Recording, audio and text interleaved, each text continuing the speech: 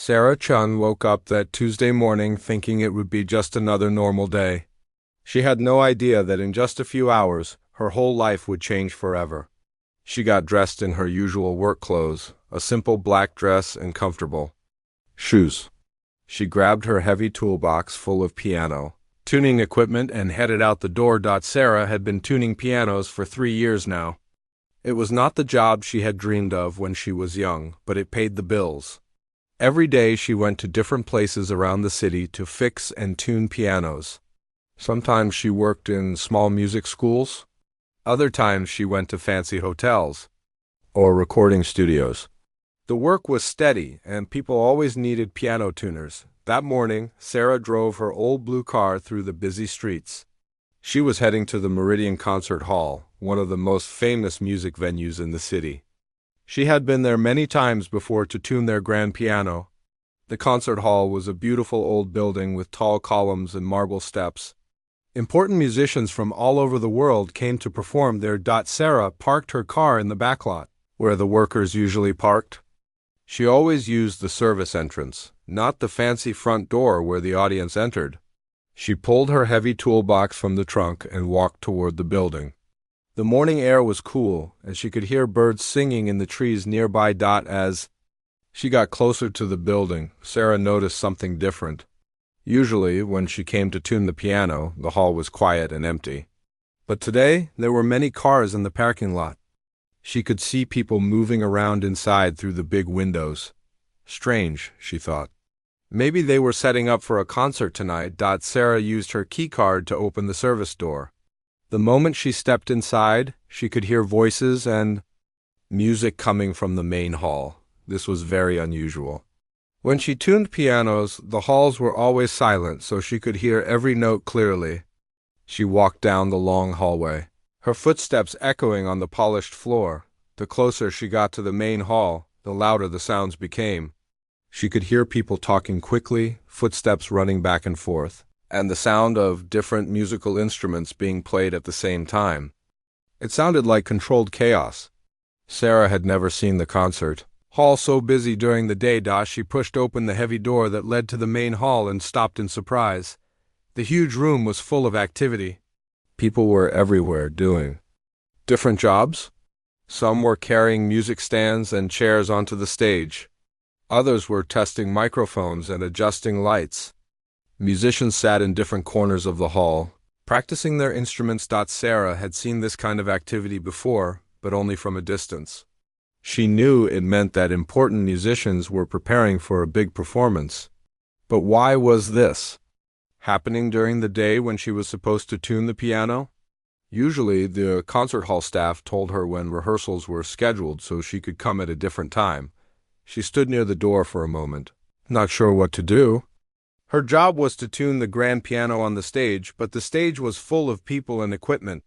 Maybe she should come back later, but her schedule was already full with other appointments.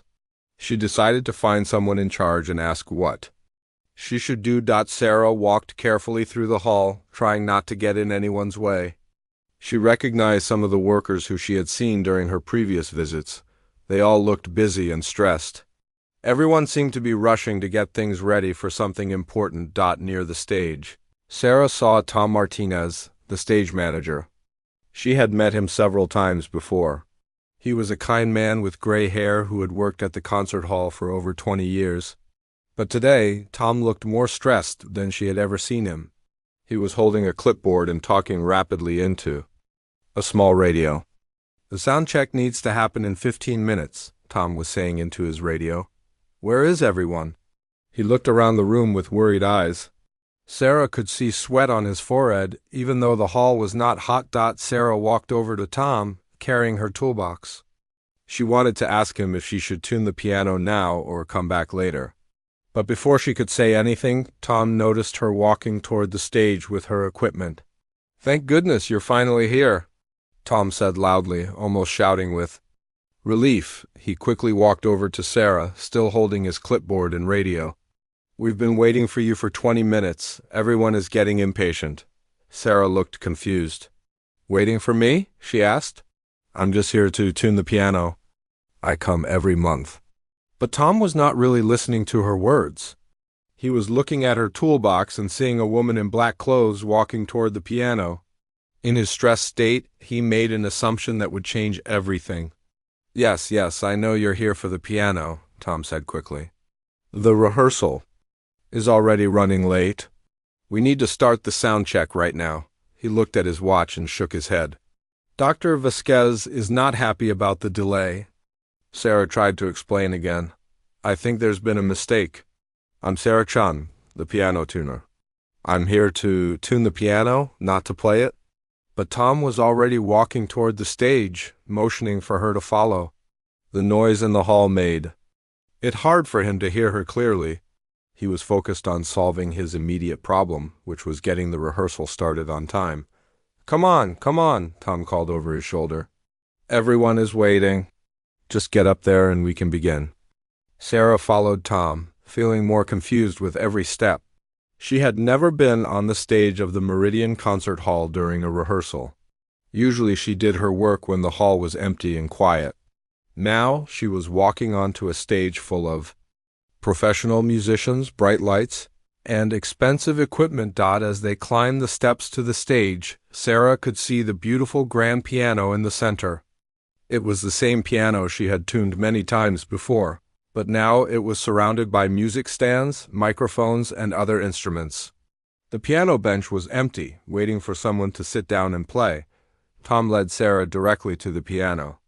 Around them, musicians were warming up on their instruments. A violinist played quick scales, a flute player tested different notes. The sounds mixed together in a way that would have been beautiful if Sarah had not been so nervous and confused. Dr. Vasquez, Tom called out to a woman standing near the side of the stage. The pianist is here. We can start the sound check now. Dr. Elena Vasquez turned around and looked at Sarah. She was an elegant woman with silver hair pulled back in a neat bun. She wore a black jacket and carried a conductor's baton in her hand. Sarah had heard of Dr. Vasquez before. She was famous for conducting orchestras all over the world. Dr. Vasquez looked at Sarah with sharp, intelligent eyes. She seemed to be studying her, but not in an unfriendly way. Sarah felt very small standing next to such an important musician. Good, Dr. Vasquez said in a clear, strong voice. We are already behind schedule. Please take your position at the piano so we can begin. Sarah's heart started beating faster. She realized that everyone thought she was a pianist who was supposed to perform with them. The mistake was getting bigger and bigger, and she did not know how to fix it. Without making everyone angry, she looked around the stage at all the professional musicians. They were all watching her, waiting for her to sit down at the piano so they could start their rehearsal. Sarah had played piano before, but not like this. Not in front of people who made music for a living. Tom was still standing next to her, looking relieved that his problem was finally solved. Dr. Vasquez was tapping her baton impatiently against her music stand. The other musicians were ready to begin. Sarah took a deep breath and walked slowly toward the piano bench. She still had her tuning equipment with her, which felt heavy and awkward. She did not know what else to do. The misunderstanding had gone too far to stop now without causing a big scene. As she sat down at the piano bench, Sarah felt the smooth keys under her fingers. The piano was perfectly tuned because she had done such good work on it the month before. She could feel everyone's eyes on her, waiting for her to begin playing. This was not how she had planned to spend her Tuesday morning. Sarah sat at the piano bench, her hands resting on the familiar keys. She could feel her heart beating so fast that she worried everyone could hear it. The stage lights were brighter than she expected, making her feel warm and slightly dizzy. She had never been the center of attention in such a big, important place. Dr. Vasquez stood at her conductor's stand, looking at Sarah with expectation. The other musicians had their instruments ready. A violinist sat to Sarah's left, holding her violin and bow. Behind her, she could hear someone tuning a cello. To her right, a flute player was cleaning her instrument and checking her music. Whenever you're ready, Dr. Vasquez said in her clear voice. She held her baton in the air, waiting for Sarah to begin. We'll start with the Chopin piece for the sound check. Sarah's mind raced. She had no idea what chop-and-piece Dr. Vasquez was talking about. During her 3 years as a piano tuner, she had heard many different pieces of music, but she was not a professional pianist. She knew some basic pieces from her childhood piano lessons, but this was completely different. Tom, the stage manager, stood at the side of the stage watching everything. He looked much more relaxed now that his missing pianist had arrived. He spoke into his radio again, telling someone that they could finally start the rehearsal. "A pianist is here and ready to go," Tom said into his radio. "We're beginning the sound check now. Should be back on schedule in about 10 minutes. Sarah wanted to stand up and explain the mistake, but she felt frozen. How could she tell all these important professional musicians that she was just a piano tuner?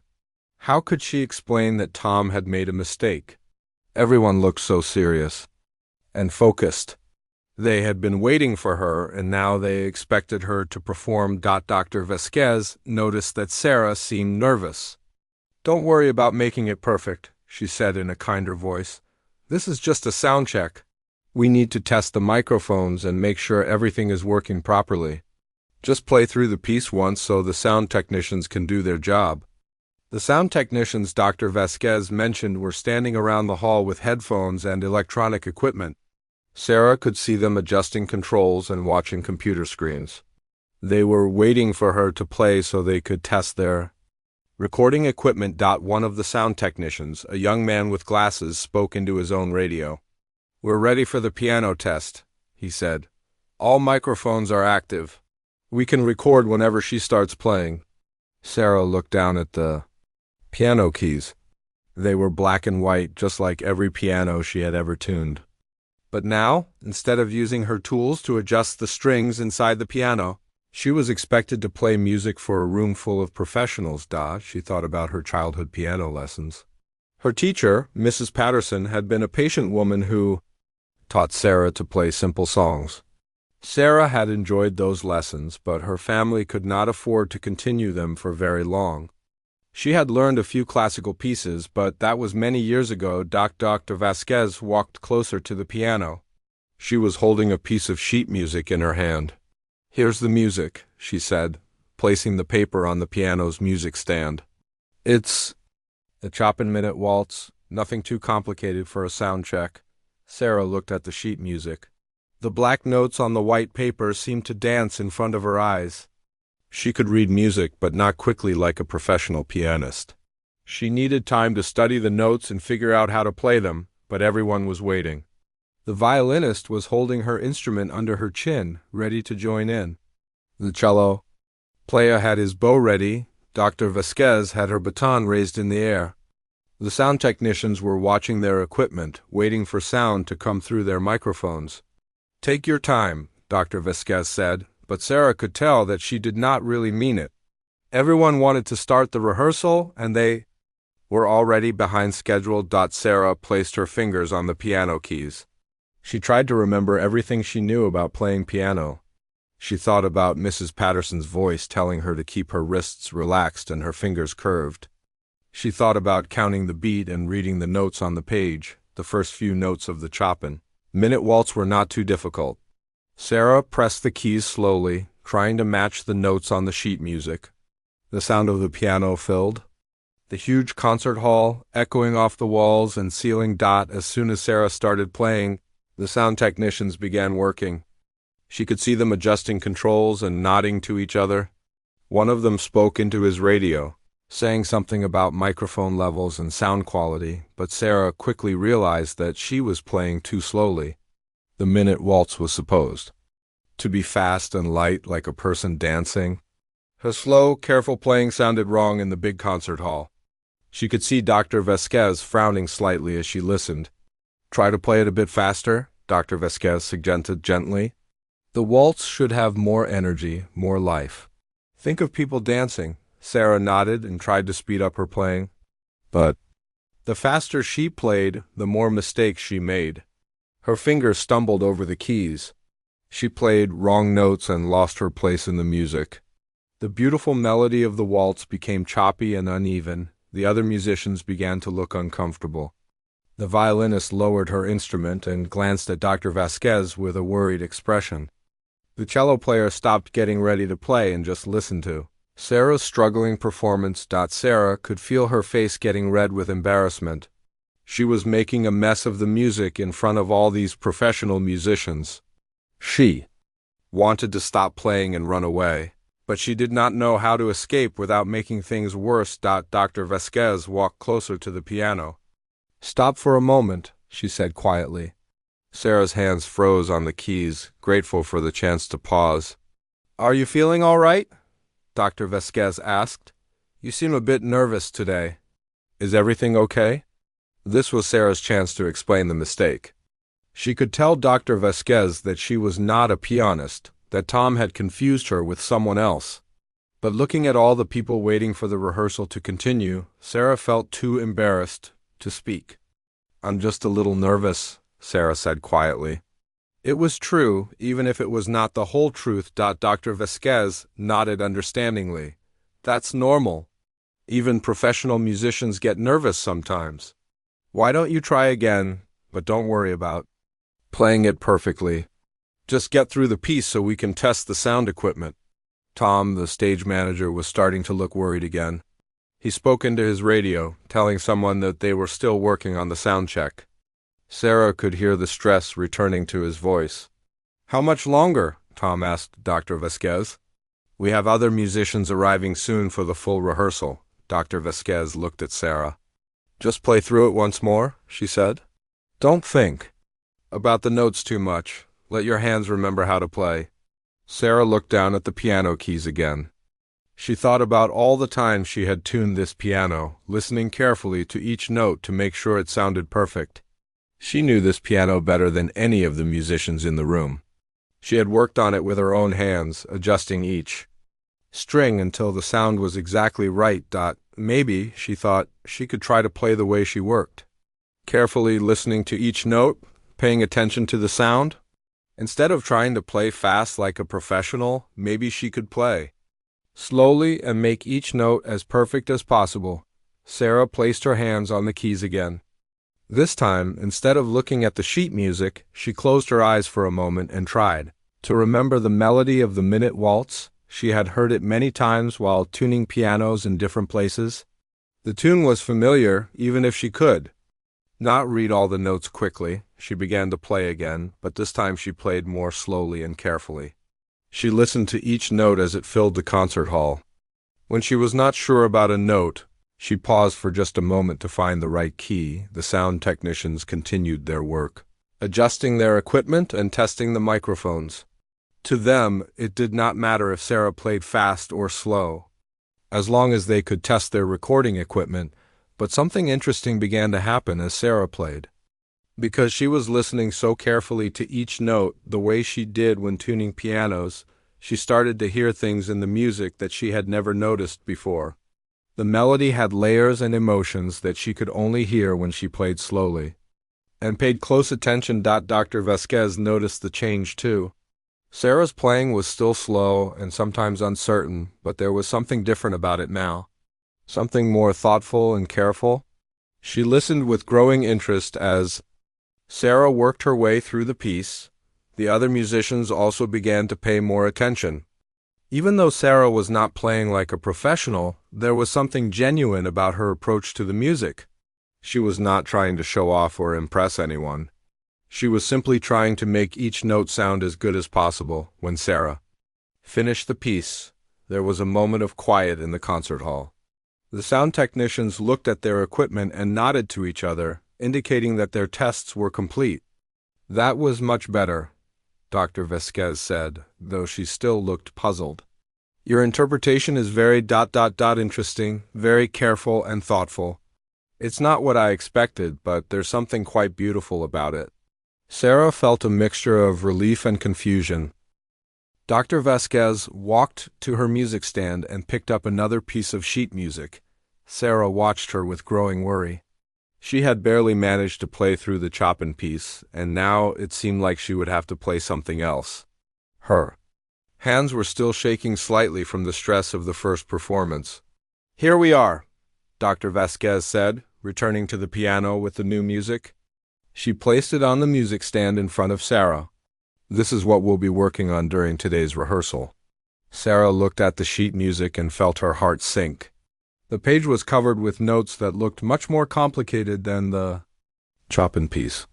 There were more sharps and flats, faster rhythms, and parts where both hands had to play different things at the same time. This was clearly music for an advanced pianist. "This looks very difficult," Sarah said quietly, hoping that Dr. Vasquez would understand that she was not skilled enough to play it. Dr. Vasquez glanced at the music and nodded. "Yes, it's challenging, but don't worry about that right now.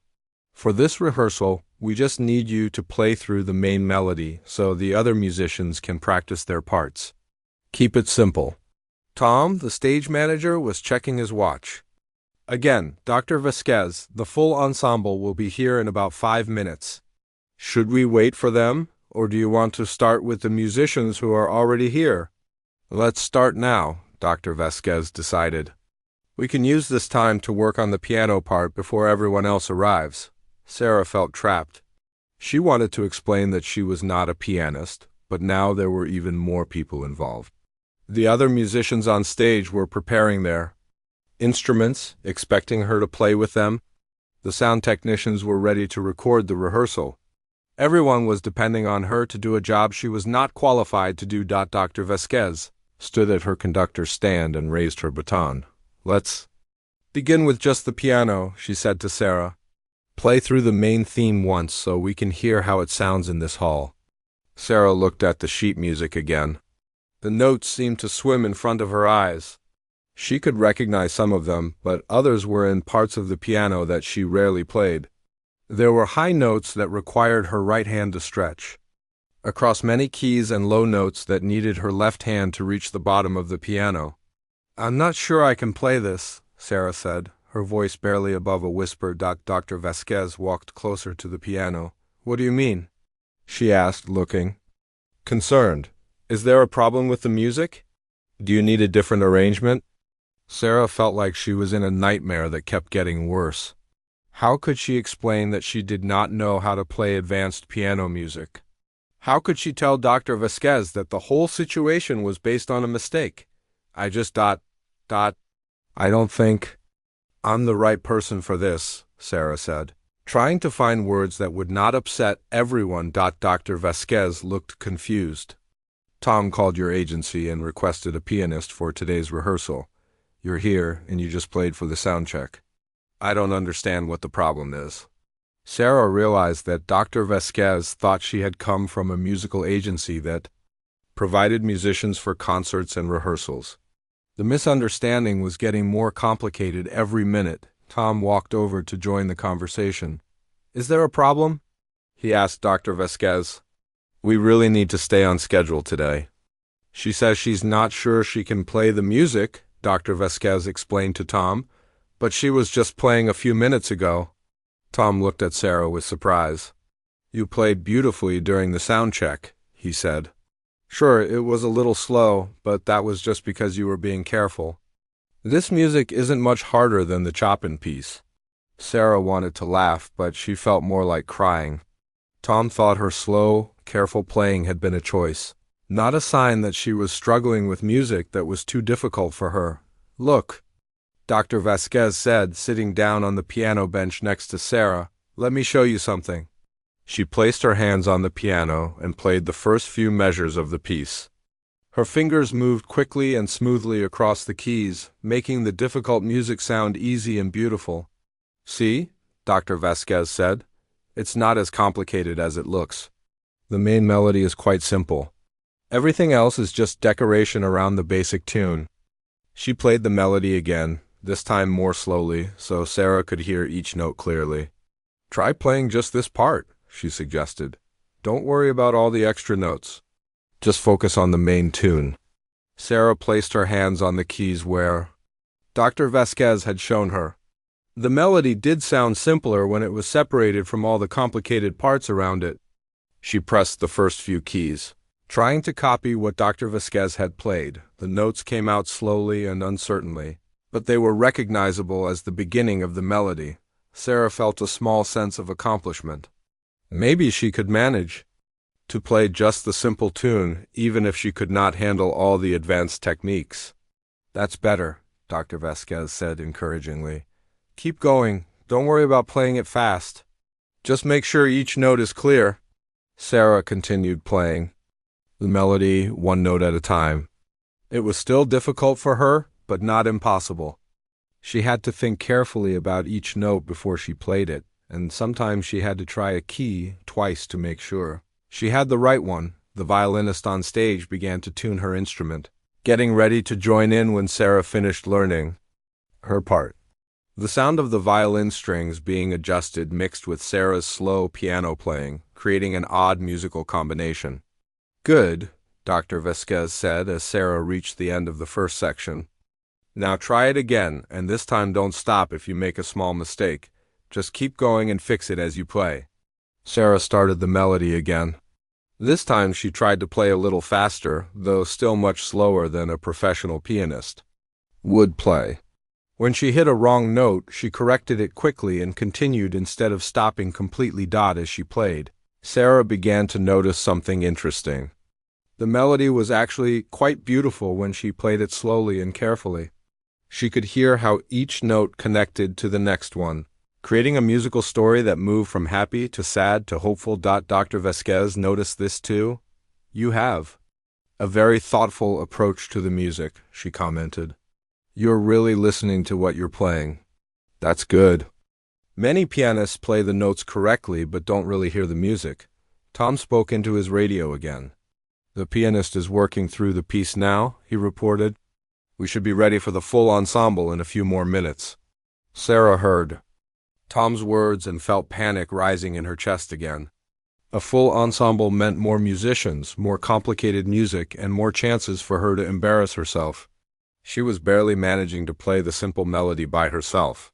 How could she possibly play with a whole group of professional musicians? Dr. Vasquez, Sarah said, stopping her playing. I really think there's been a mistake. I don't think I'm qualified to play with a full ensemble. Dr. Vasquez looked at her seriously. Are you having performance anxiety? She asked kindly. That's very common, especially in a new venue. Even experienced musicians get nervous. It's not exactly that, Sarah said, trying to find a way to explain without causing a scene. I just... I'm not used to playing with other musicians. Ah, Dr. Vasquez said, nodding with understanding. You're more of a solo pianist. That makes sense. Playing with an ensemble is different from playing alone. This was not what Sarah had meant, but she could see that Dr. Vasquez was trying to be helpful. She did not know how to correct the misunderstanding without making everything worse. Tell you what, Dr. Vasquez said. When the other musicians arrive, we'll start very simply. You just play the melody the way you've been practicing it. Don't worry about matching their tempo exactly. We'll adjust to your playing style. Sarah felt even more worried. The idea of professional musicians having to adjust to her amateur playing was embarrassing and unfair to them. Just then, the doors at the back of the concert hall opened, and more musicians began to enter. Sarah could see them carrying instrument cases and music stands. They were talking quietly among themselves as they walked toward the stage. Perfect timing, Tom said, looking relieved. The rest of the ensemble is here. We can finally start the full rehearsal. Dr. Vasquez stood up from the piano bench. Remember what we practiced? She said to Sarah. Just play the melody simply and clearly. Let the music speak for itself. As the new musicians climbed onto the stage and began setting up their instruments, Sarah felt like she was about to be sick. She was a piano tuner who had somehow ended up pretending to be a concert pianist. Soon she would have to play in front of even more people, and they would all discover that she did not belong here. She looked down at the sheet music again. The notes that had seemed manageable a few minutes ago now looked impossible again. How had she gotten into this situation? And more importantly, how could she get out of it without ruining everyone else's rehearsal? The new musicians were chatting with the ones who had been waiting on stage. Sarah could hear them talking about the piece they were going to rehearse, using musical terms that she did not understand. They sounded excited and professional, like people who loved their work and were good at it. Sarah wished she could disappear. She wished she could go back to her simple job of tuning pianos, where she worked alone and no one expected her to perform. Sarah sat at the piano with her hands positioned over the keys, but her fingers felt frozen. Around her, the concert hall had become completely quiet. The 12 musicians on stage had stopped talking and were watching her, waiting for her to begin. Dr. Vasquez stood at her conductor's stand with her baton raised, ready to guide the ensemble through their rehearsal. The silence stretched on for what felt like hours, though it was probably only a few seconds. Sarah could hear her own heart beating in her ears. She could feel sweat on her palms, making her fingers slippery against the smooth piano keys. The stage lights seemed even brighter than before, creating a warm spotlight around the piano. In the audience area, the sound technicians sat with their headphones on, watching the recording levels on their computer screens. Tom stood at the side of the stage, clipboard in hand, checking his watch nervously. Everyone was waiting for Sarah to start playing so they could begin their work.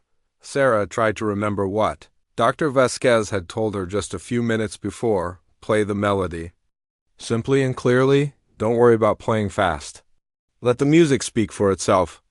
Those words had seemed encouraging when Dr. Vasquez said them, but now they felt like an impossible challenge. She looked down at the sheet music on the music stand. The black notes on the white page seemed to move around, making it hard for her to focus on any single one. Her mouth felt dry, and she wished she could ask for a glass of water, but she knew that would only delay the inevitable moment when she had to play. Take your time, Dr. Vasquez said softly. There's no rush. Just begin when you feel ready. But Sarah did not feel ready. She did not think she would ever feel ready to play piano in front of professional musicians in one of the city's most important concert halls. 3 years ago, when she had first started tuning pianos, she never could have imagined being in this situation. She thought about her old piano teacher, Mrs. Patterson, who had taught her to play when she was 12 years old. Mrs. Patterson had been a patient woman with gentle hands who always smelled like lavender perfume. She had taught Sarah that music was not about playing perfectly, but about expressing feelings and telling stories through sound. Music comes from the heart, Mrs. Patterson used to say. The technical skills are important, but the most beautiful music happens when you stop worrying about being perfect and start listening to what the music wants to say. Sarah had not thought about those piano lessons in years.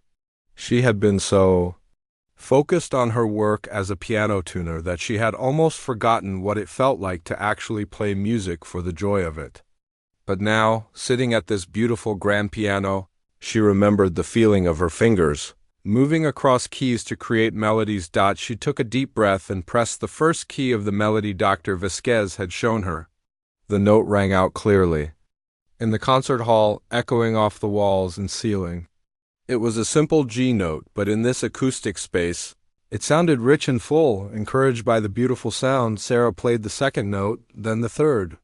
She was playing very slowly, taking time to listen to each note before moving to the next one. This was not how a professional pianist would approach the music, but it was the only way Sarah knew how to play as she continued through the first phrase of the melody. Something unexpected began to happen. Because she was playing so slowly and listening so carefully to each note, Sarah started to hear things in the music that she had not noticed when Dr. Vasquez had demonstrated it. She heard how the melody rose and fell like someone singing a sad song. She heard how certain notes seemed to ask questions while others provided answers. She heard how the rhythm created a gentle, swaying feeling, like a boat rocking on calm water. The musicians around her had expected to hear a standard rehearsal performance. They were used to working with pianists who played the notes correctly and kept good time, but who often rushed through familiar pieces without much thought about their emotional content. But Sarah's playing was different. Because she had to think about every single note, she was playing each one with careful attention. And because she was not trained to play in a specific style, she was discovering the music fresh, as if hearing it for the first time. Dr. Vasquez noticed this immediately.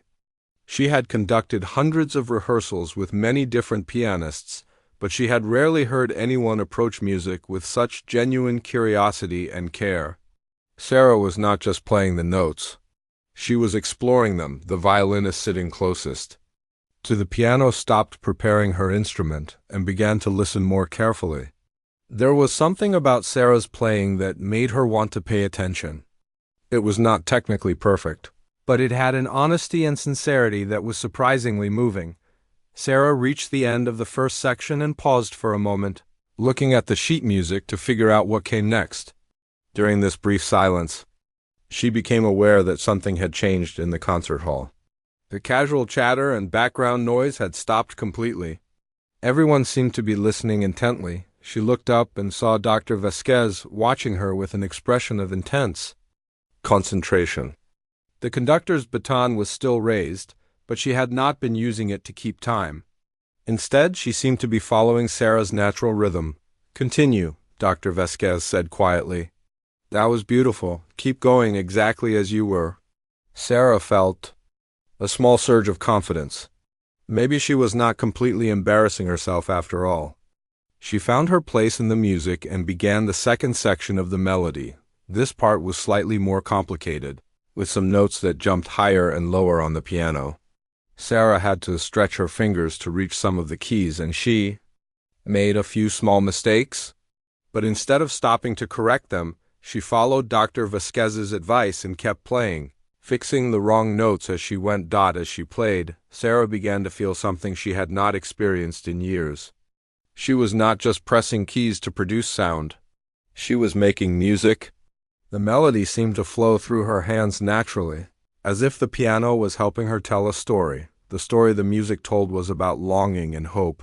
It spoke of someone who had lost something important but had not given up believing that it could be found again. Sarah felt like the music was telling her own story, about dreams she had put aside and talents she had forgotten she possessed. Tom, the stage manager, had stopped checking his watch and was listening to Sarah's playing with surprise. He had heard many pianists rehearse in this hall, but there was something special about the way this woman approached the music. It was slower than usual, but somehow more meaningful. The sound technicians had also stopped adjusting their equipment. They were getting perfect recording levels because Sarah's playing was so controlled and deliberate. Every note came through their microphones with crystal clarity. Sarah finished the second section and moved into the third part of the melody. This section was even more challenging, with rapid notes that most pianists would play very quickly. But Sarah played them slowly enough that each individual note could be heard and appreciated. As she worked through these difficult passages, Sarah discovered something remarkable. The fast notes that looked so intimidating on the page were actually quite beautiful when played slowly. They created cascading waterfalls of sound that painted pictures in her mind. She thought about all the pianos she had tuned over the past 3 years. Each one had its own personality and sound. Some were bright and cheerful, others were warm and mellow.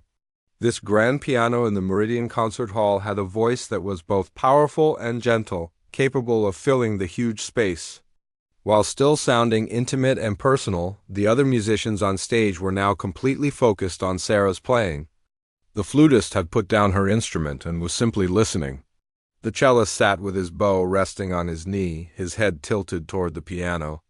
Even the percussionist, who would not play until much later in the piece, had stopped organizing his equipment and was paying attention to the music. Sarah reached the climax of the melody, where the music rose to its highest and most emotional point.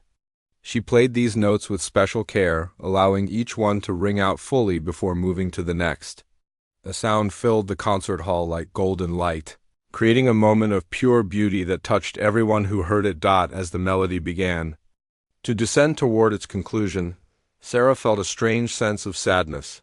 She did not want this musical journey to end. For these few minutes, she had rediscovered a part of herself that she had thought was lost forever. She played the final notes of the melody with gentle reverence, letting the last sound fade naturally into the acoustic space of the concert hall. When the music ended, she kept her hands on the keys for a moment, not wanting to break the spell that had been created. The silence that followed was unlike any silence Sarah had ever experienced. It was not empty or awkward. It was full of meaning and emotion. Everyone in the hall seemed to be holding their breath, processing what they had just heard. Sarah slowly lifted her hands from the piano keys and looked around at the other musicians. Their faces showed expressions of surprise, admiration, and something close to awe. She had expected to see disappointment or frustration, but instead she saw genuine appreciation for what she had just shared with them. Dr. Vasquez slowly lowered her baton. The silence in the concert hall continued for several long seconds after Sarah finished playing. She sat at the piano bench with her hands still positioned over the keys, not quite sure what to do next. The last notes of the melody seemed to hang in the air like invisible threads connecting her to every person in the room. Dr. Vasquez was the first to move. She placed her baton on her music stand and walked slowly toward the piano, her eyes fixed on Sarah with an expression of wonder and confusion. As an experienced conductor, she had heard many talented musicians, but what she had just witnessed was something entirely different. That was ... Dr. Vasquez began, then stopped, searching for the right words. That was not what I expected. Sarah felt her heart racing again, but this time it was not just from nervousness. Something had happened while she was playing, something she did not fully understand. For those few minutes, the world had fallen away, and there had been only the music and her fingers on the keys. The violinist, who had been sitting closest to the piano, stood up from her chair. Her name was Maria Santos, and she had been playing professionally for 15 years.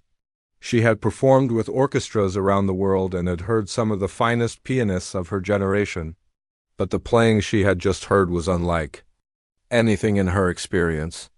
"I have never heard that piece played quite like that," Maria said softly. It was like hearing it for the first time. The other musicians began to murmur among themselves, discussing what they had just heard. Their conversations were quiet and respectful, the way people talk in a museum when they encounter a work of art that moves them unexpectedly. Tom, the stage manager, stood at the side of the stage looking completely bewildered. In his 20 years of working at the concert hall, he had supervised thousands of rehearsals. He knew the difference between good playing and great playing, between technical skill and artistic expression.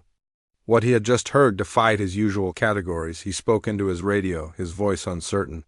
"The pianist just finished the solo piece," he reported. I think we might need to record this rehearsal." Sarah heard Tom's words and felt a new wave of panic. Record the rehearsal? She was supposed to be tuning the piano, not performing music that people wanted to preserve forever. The misunderstanding was spiraling further and further beyond her. Controlled. Dr. Vasquez reached the piano and sat down on the bench next to Sarah, up close. Sarah could see that the conductor's eyes were bright with excitement and curiosity. "Where did you study?" Dr. Vasquez asked quietly. "I don't recognize your playing style, but it's extraordinary. You have a gift for hearing music in a way that most trained pianists lose along the way." Sarah felt trapped by the question. How could she explain that she had never really studied piano seriously? How could she tell this accomplished musician that her gift was actually just the careful listening skills she had developed as a piano tuner?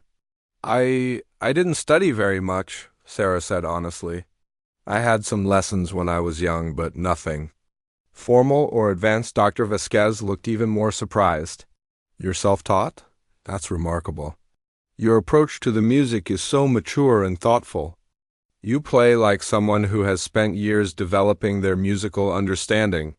The sound technicians in the audience area were having their own discussion. The young man with glasses who had been testing the recording equipment was talking excitedly to his supervisor. "Did you hear that?" he was saying. "The way she played that slow section with the cascading notes? I've never recorded anything quite like it. Every single note came through with perfect clarity and emotion." His supervisor, an older woman who had been recording classical music for 30 years, nodded thoughtfully. "It was unusual," she agreed. "Very unusual. Most pianists rush through that section. But she made every note count. It was like she was painting with sound." Back on stage, the other musicians were still processing what they had heard. James Wu, the principal cellist, had been preparing for his entrance later in the piece when Sarah's playing captured his attention completely. "In all my years of playing chamber music," James said to Maria, "I've rarely heard a pianist who listens so carefully to their own playing." She wasn't just executing the notes. She was having a conversation with the music. Maria nodded in agreement. "And did you notice how the acoustics of the hall seem different? Usually when we rehearse, the sound bounces around and creates a slight echo.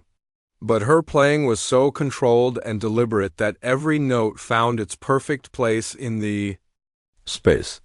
Dr. Vasquez was still sitting next to Sarah, studying her with the intensity of a scientist examining a fascinating new discovery. "I want you to play something else," she said.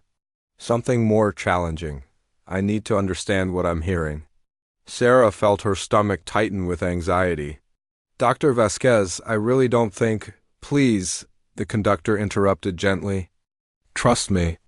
I've been making music for 40 years, and I recognize something special when I hear it. You have a natural musicality that can't be taught. I want to explore it." Dr. Vasquez stood up and walked to her collection of sheet music. She selected a piece and returned to the piano. "This is Chopin's Nocturne in E-flat major," she said, placing the music on the stand. "It's more complex than what you just played, but the emotional content is similar. I want to hear how you approach it."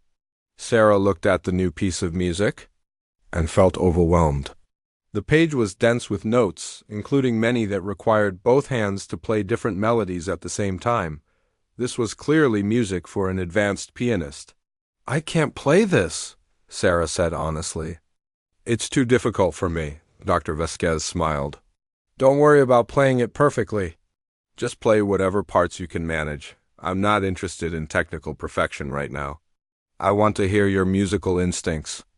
The other musicians gathered closer to the piano, curious to see what would happen next. Even Tom stopped his radio communications and moved nearer to the stage. Sarah placed her hands on the keys and began to study the opening measures of the nocturne.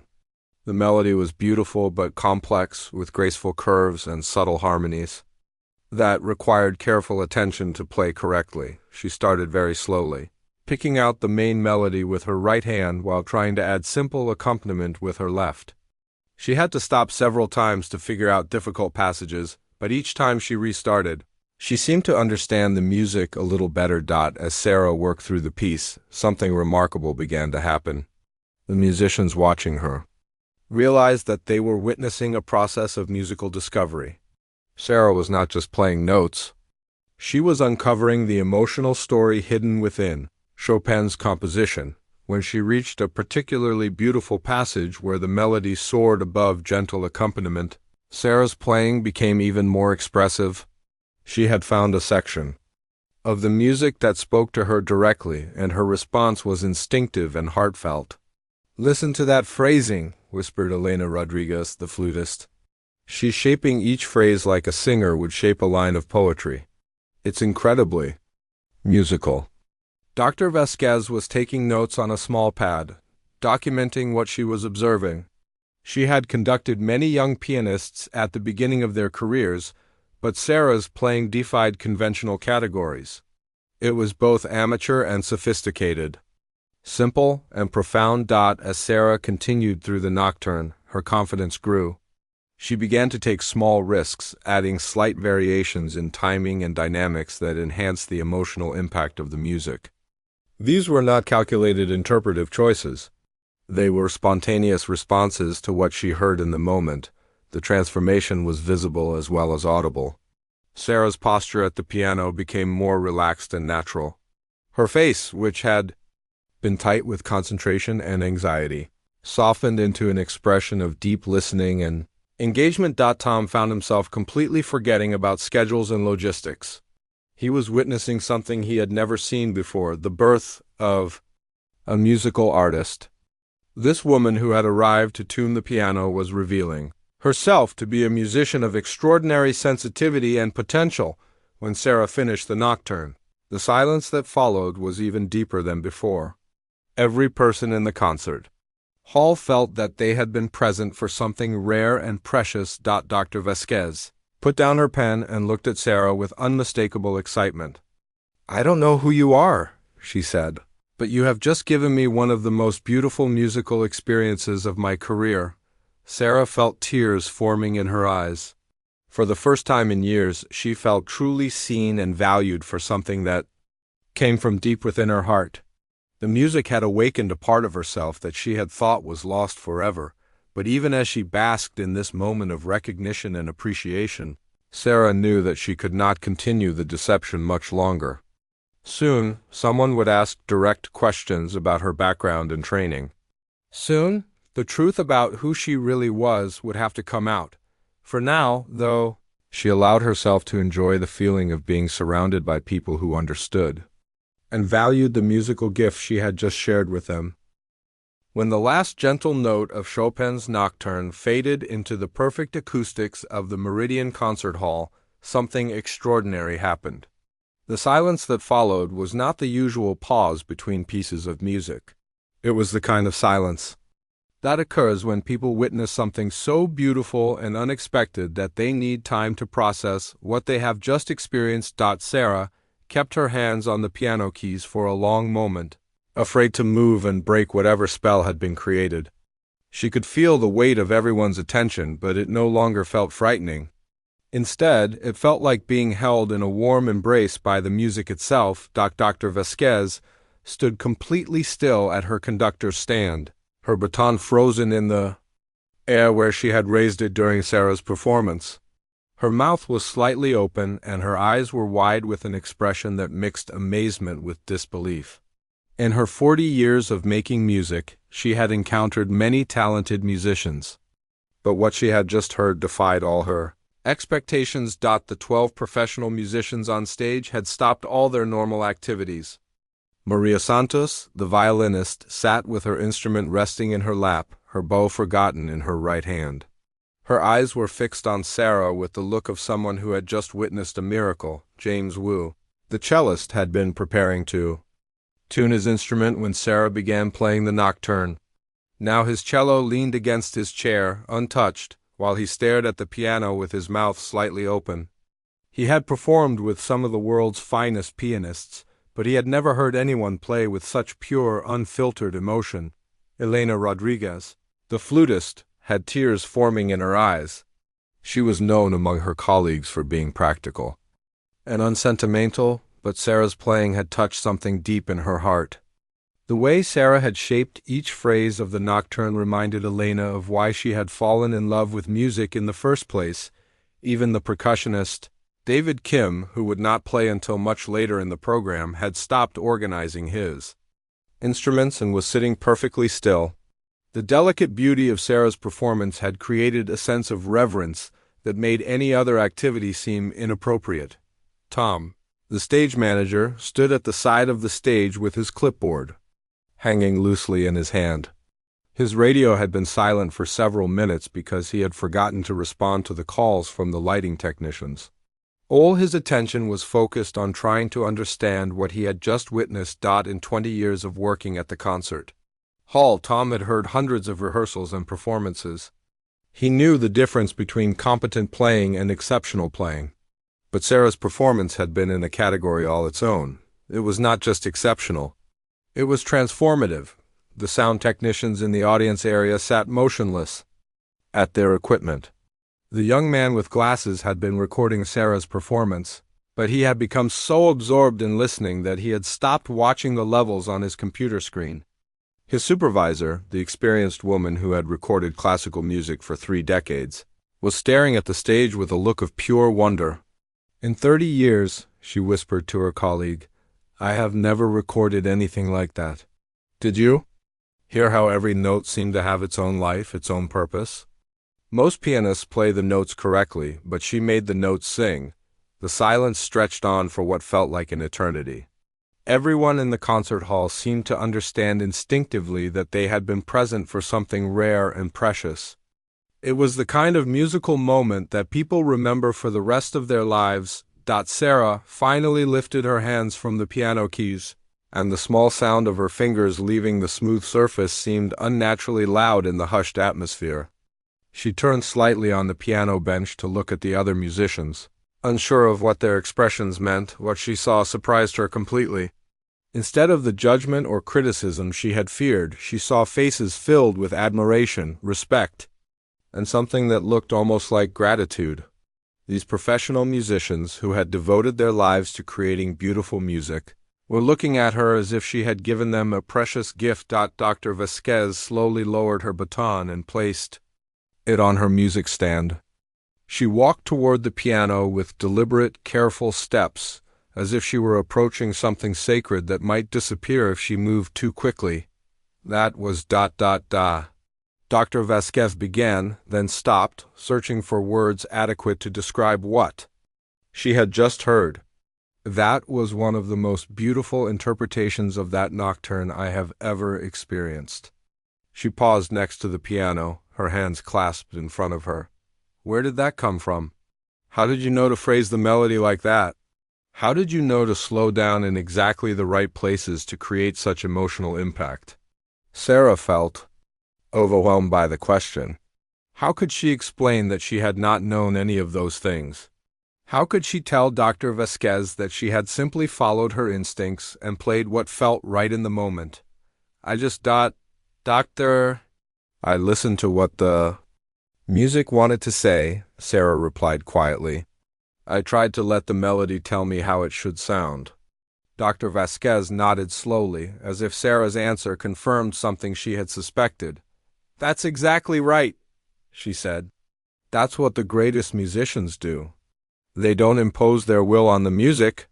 They listen to what the music needs and serve that need.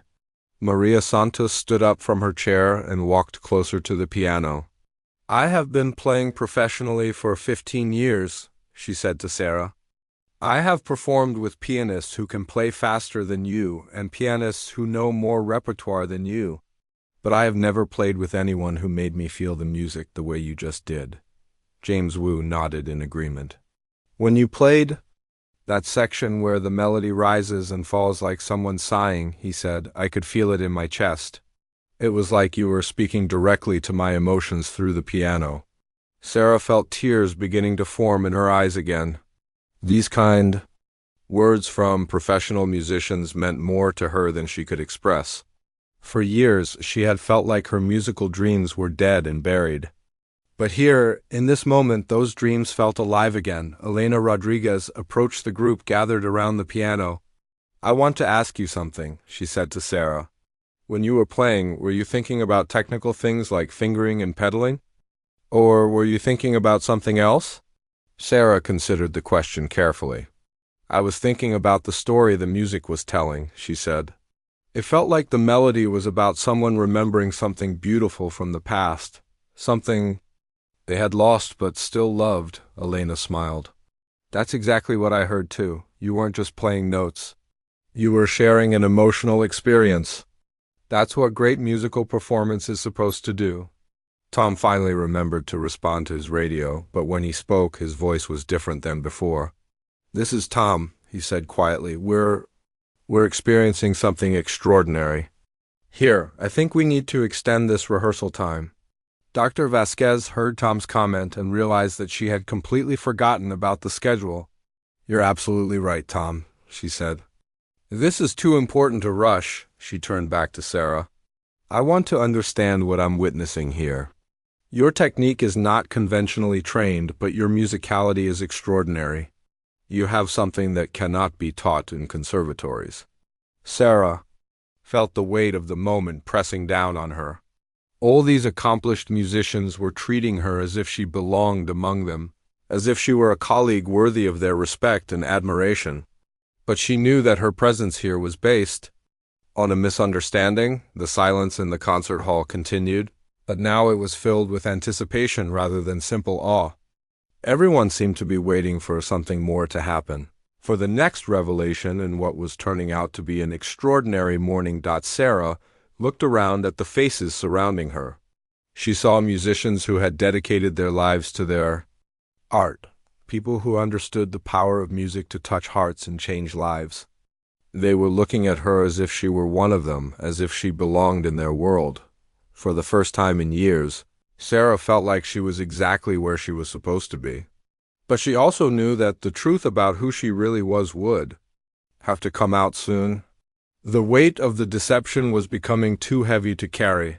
Even in the midst of this beautiful musical moment, the silence stretched on, filled with possibility and uncertainty, as everyone in the concert hall waited to see what would happen next in this unexpected day of musical discovery. The weight of the silence in the concert hall finally became too much for Sarah to bear.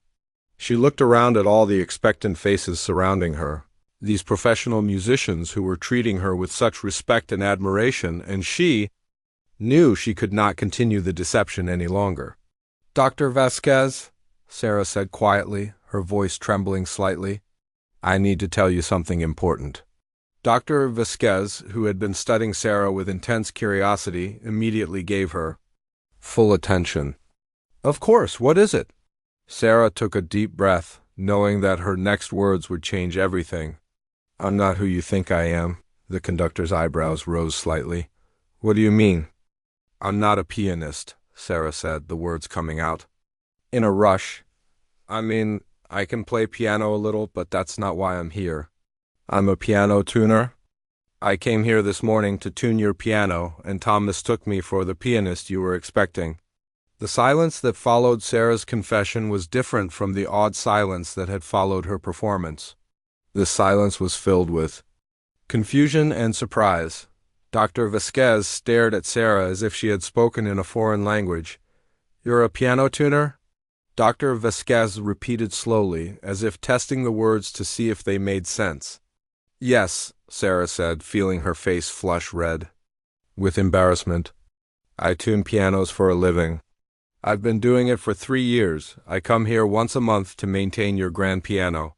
Tom, who had been listening from the side of the stage, dropped his clipboard.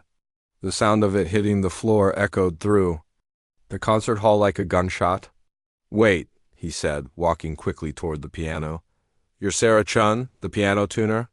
"Yes," Sarah confirmed, wishing she could disappear into the floor. Tom ran his hands through his hair, looking completely bewildered. But you were playing like a professional. I thought you were the replacement pianist from the agency." "What agency?" Sarah asked, confused. Dr. Vasquez was beginning to understand the situation. "Tom, did you actually call an agency to request a pianist for today's rehearsal?" Tom's face went pale. "No, I didn't. I thought you had arranged for the pianist. When I saw Sarah walking toward the piano with her equipment, I assumed she was the musician we were expecting. And I thought Tom had arranged everything," Dr. Vasquez said, shaking her head in amazement. "So there was supposed to be a different pianist here today?" "Dr. Martinez was supposed to be here," Tom said, checking his notes frantically. "But he called in sick at the last minute. I was trying to figure out what to do when I saw Sarah." Maria Santos, the violinist, spoke up from her chair. "Wait a minute. Are you telling us that the most beautiful piano playing we've heard in years came from someone who was just here to tune the piano?" Sarah nodded, feeling more embarrassed by the minute. "I'm so sorry. I tried to tell you there was a mistake, but everything happened so fast, and everyone was waiting, and I didn't know how to explain without causing problems." James Wu, the cellist, started laughing. Not in a mean way, but with genuine delight and amazement. "This is incredible," he said. "Absolutely incredible. Do you realize what this means?" Dr. Vasquez was staring at Sarah with an expression that mixed shock with growing excitement. "You mean to tell me," she said slowly, "that you just gave us one of the most moving musical performances I've experienced in decades, and you're not even a professional musician?" "I had piano lessons when I was young," Sarah explained quickly. "But my family couldn't afford to continue them. I had to get a job to help support my family, so I learned piano tuning instead. It's been my job ever since." Elena Rodriguez, the flutist, wiped tears from her eyes. "Sarah, do you understand what you just did? You played with more genuine musicality than most people who have studied piano for 20 years. Dr. Vasquez sat down heavily in a nearby chair, as if the revelation had knocked the wind out of her. "This explains everything," she said quietly. "The way you approached the music, the careful attention to every note, the fresh interpretation. You weren't playing like someone who had been trained to play in a specific way. You were playing like someone discovering the music for the first time." Tom was still struggling to process what had happened. "But how? How can someone who just tunes pianos play like that?" Sarah thought about the question seriously. "When you tune a piano," she explained, "you have to listen very carefully to every single note. You have to hear the tiniest differences in pitch and tone. Over the years, I've learned to hear things in piano sound that most people don't notice." She paused, trying to find the right words to explain something she had never put into words before. "And when you work on pianos every day, you start to understand their personalities? Each piano has its own voice, its own way of expressing music. I guess I've learned to listen to what each piano wants to say." Dr. Vasquez stood up suddenly, her eyes bright with realization. "That's exactly what great musicians do," she said. "They listen to their instruments and let the music guide them. But most trained pianists lose that ability because they're taught to impose their technique on the music instead of serving the music." Maria Santos was nodding enthusiastically. "It makes perfect sense," she said. "Someone who spends their time listening to pianos with that kind of attention would naturally develop extraordinary musical sensitivity." Sarah felt overwhelmed by their responses. She had expected them to be angry about the deception or disappointed that she was not a real musician. Instead, they seemed even more impressed with her playing now that they knew her background. "But I don't have proper training," Sarah protested. "I can't read music quickly and I don't know advanced techniques." Dr. Vasquez waved her hand dismissively. "Training can be learned. Technique can be taught. But what you have, this natural musical instinct, this ability to hear and express the heart of the music that cannot be taught, that is a gift." Tom picked up his clipboard from the floor, still looking dazed. "So what do we do now? Dr. Martinez is still sick, and we need a pianist for tonight's concert." Dr. Vasquez looked at Sarah with sudden intensity. "What time do you finish work today?" she asked. I don't understand," Sarah replied, confused by the question. "I want to offer you something," Dr. Vasquez said, her voice filled with excitement. "I want to offer you the chance to study music properly. Real training with the best teachers. But more than that, I want to offer you the chance to develop the extraordinary gift you've just shown us." Sarah felt her heart stop beating for a moment. "What do you mean?" Dr. Vasquez turned to address the entire ensemble. "Ladies and gentlemen," she announced, "I think we have just discovered something remarkable. This woman has natural musical ability that exceeds most trained professionals. I believe we have a responsibility to nurture this talent." She turned back to Sarah. "I'm offering you a full scholarship to study at the conservatory, and I'm offering you a position as an understudy with our ensemble. You would study during the day and learn repertoire with us in the evenings." Sarah felt dizzy. The offer was so far beyond anything she had ever imagined that she could barely process the words. "But I have a job," she said weakly. "I have responsibilities. What if we could arrange for you to continue tuning pianos part-time while you study?" Dr. Vasquez suggested. "Your understanding of piano mechanics would actually be valuable in your musical education." James Wu stood up from his chair. "Dr. Vasquez, this is an extraordinary idea. In all my years of playing, I've never encountered raw talent like this. It would be a crime not to develop it." Elena Rodriguez nodded in agreement. "The music world needs people who can play with this kind of authenticity and emotion. Sarah, you have something special." Tom was frantically taking notes, trying to figure out how to reorganize the day's schedule around this unexpected development. "Should I call the conservatory?" he asked Dr. Vasquez. "Should I contact the scholarship office?" Dr. Vasquez held up her hand. "First, we need to hear what Sarah thinks about all this. This is a life-changing offer, and she needs time to consider it." Sarah looked around at all the faces watching her expectantly. These accomplished musicians who barely knew her were offering to change her entire life based on a few minutes of playing piano. It felt like a dream that was too good to be true. "I don't know what to say," Sarah whispered, tears starting to flow down her cheeks. "I gave up on music years ago. I thought that part of my life was over forever." Dr. Vasquez smiled gently. "Music never really leaves us," she said. "It just waits for the right moment to return. I think this is your moment, Sarah."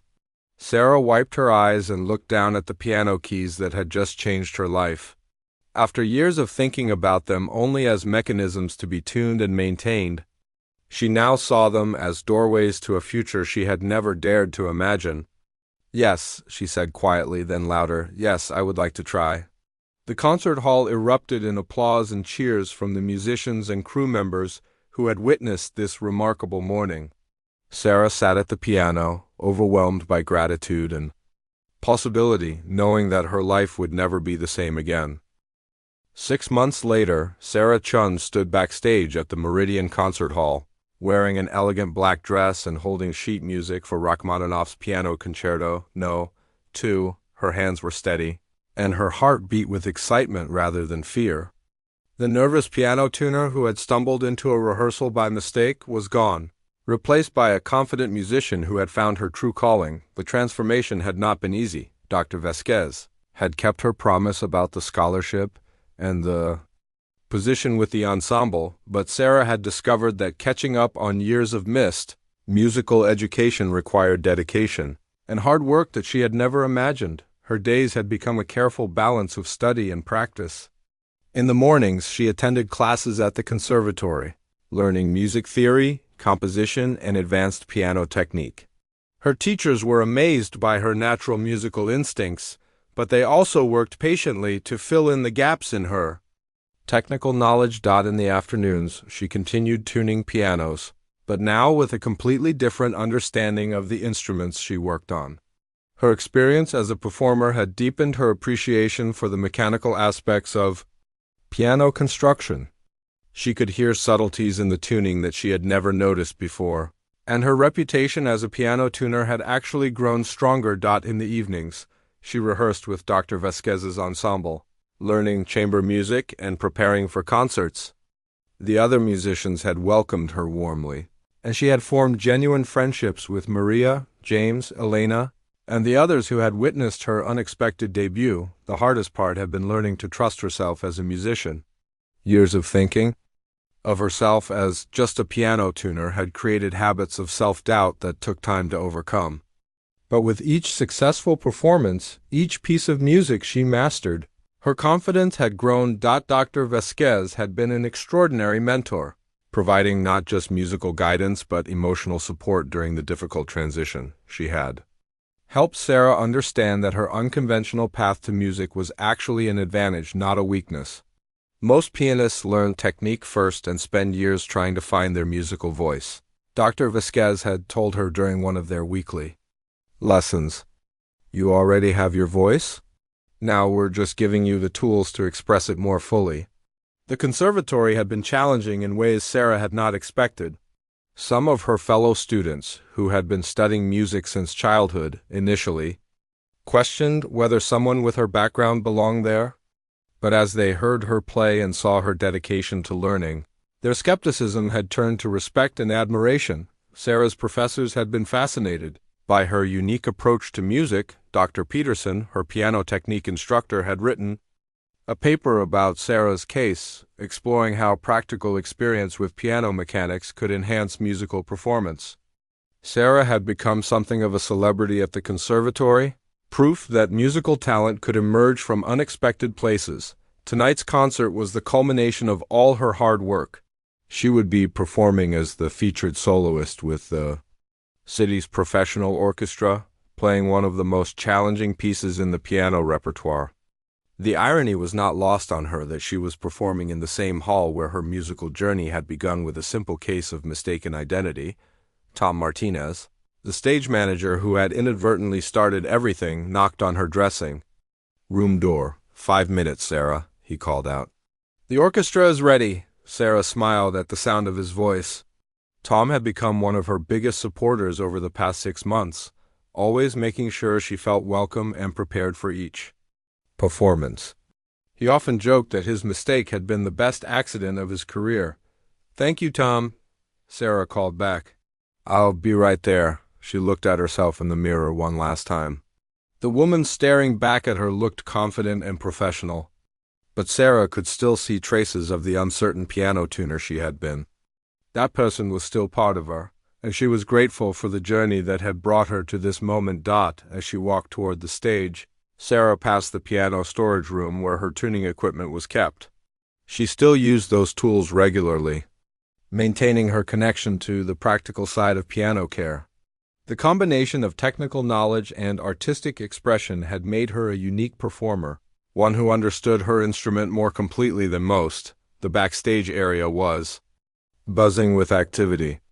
Orchestra members were warming up their instruments, and stage crew members were making final adjustments to lighting and sound equipment. Sarah felt the familiar energy of pre-concert preparation, but now she was part of it rather than an outsider. Looking in, Dr. Vasquez appeared at her side, elegant in her black conductor's dress. "How are you feeling?" she asked, placing a gentle hand on Sarah's shoulder. "Ready," Sarah replied, and she meant it. "Nervous, but ready." "Good," Dr. Vasquez smiled. "The best performances come from that combination of preparation and excitement. You've worked incredibly hard for this moment." They walked together toward the stage entrance. Through the heavy curtains, Sarah could hear the murmur of the audience taking their seats. The concert hall was sold out, something that rarely happened for classical music performances. Word had spread about the piano tuner turned pianist, and people were curious to hear her story unfold through music. "Dr. Vasquez," Sarah said quietly as they reached the wings, "I want to thank you again for believing in me when I didn't believe in myself." The conductor's eyes grew warm with affection. "Sarah, you gave us all a gift that day 6 months ago. You reminded us why we became musicians in the first place. Tonight you're going to share that gift with hundreds of people." The house lights dimmed, and Dr. Vasquez walked onto the stage to polite applause. Sarah watched from the wings as the conductor raised her baton and the orchestra began the opening measures of the concerto. The familiar music filled the concert hall, the same space where Sarah had once come quietly to tune pianos. When her entrance approached, Sarah walked onto the stage with calm confidence. The audience applauded warmly as she took her place at the grand piano, the same instrument she had tuned countless times. Now her partner in creating music rather than just a machine to be maintained. She adjusted the bench to the perfect height and placed her hands on the keys. For a moment she thought about that Tuesday morning 6 months ago when she had sat in this exact spot, terrified and confused. Now she felt like she was coming home. Dr. Vasquez caught her eye and nodded. Sarah nodded back, took a deep breath, and began to play. The opening notes of Rachmaninoff's Piano Concerto No. 2 flowed from her fingers with power and grace. But this time, unlike that first accidental performance, Sarah was not just playing notes. She was telling her story, a story of dreams deferred and then reclaimed, of talent hidden and then revealed, of a woman who had found her true calling in the most unexpected way. As the music soared through the concert hall, Sarah felt the same connection to the music that she had experienced during her first performance. But now that connection was stronger, deeper, supported by months of study and practice. She was no longer a piano tuner pretending to be a musician. She was a musician who understood pianos in a way that few others ever would. The audience listened in rapt attention as Sarah's playing filled every corner of the hall. Her interpretation of the concerto was both technically masterful and emotionally profound. The critics in attendance would later write that her performance had a rare combination of intellectual understanding and heartfelt expression. When the final notes rang out and faded into silence, the audience erupted in sustained applause. Sarah stood and bowed, looking out at the sea of appreciative faces. In the front row, she could see Tom with tears in his eyes, applauding enthusiastically. The other musicians who had been present at her first performance were scattered throughout. The audience, all beaming with pride. As she walked off stage, Dr. Vasquez embraced her warmly. That was extraordinary," the conductor whispered. "You've become everything I knew you could be." But the most meaningful moment came when Sarah returned to the stage for her final bow. As she stood next to the piano, she placed one hand gently on its polished surface. This instrument had been her teacher, her partner, and her gateway to a new life. She had spent years caring for pianos as a tuner, but now she understood that they had been caring for her too, keeping her musical dreams alive until the moment was right for them to flourish.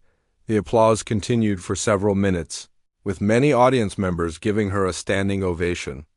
Sarah knew that this was just the beginning of her new career, but it felt like the perfect culmination of an incredible journey.